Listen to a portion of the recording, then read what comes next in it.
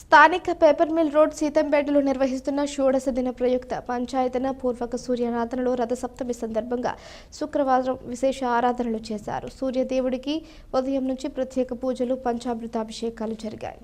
యాగ నిర్వాహకులు వడలి కుమార్ శర్మ ఆధ్వర్యంలో ఉదయ సూర్య నమస్కారాలు, హోమాలు, సతిచండీ పారాయణ, హోమం, సుదర్శన మంత్రానుష్ఠానం, హోమం, శ్రీ లక్ష్మీ గణపతి జపం, చిత్రావృతి తర్పణ, అష్టద్రవ్య హోమాలు, రుద్రాభిషేకం, హోమం, 9 గంటలకు ఉచిత కుంకుమార్చన కార్యక్రమాలు జరిగాయి. హోమాది కార్యక్రమాల అనంతరం సూర్యతీర్థ ప్రసాద వితరణ చేశారు.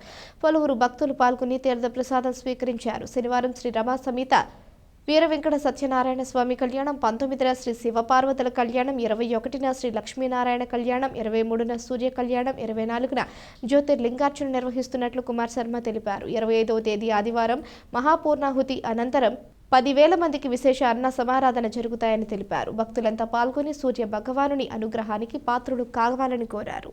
సూర్య జయంతి రథసప్తమి. సూర్య భగవాన్ సూర్య ఏవ జ్యోతి అన్నారు.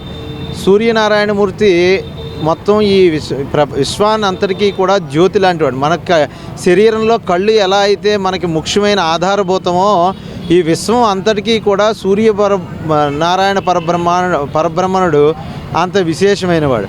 ఆయన జయంతి ఈరోజు సందర్భంగా పుష్పాలతో, ఫలాలతో విశేషమైన అర్చన, సహస్రనామంతో అర్చన, వివిధ రకముల ఫలాలతో కూడా పుష్పాలతో అర్చన చేయడం జరిగింది.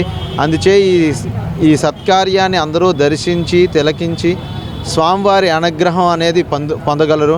గ్రహ బాధల చేత అనేకమైన బాధలు పడుతూ ఉన్నారు ఈ కాలంలో.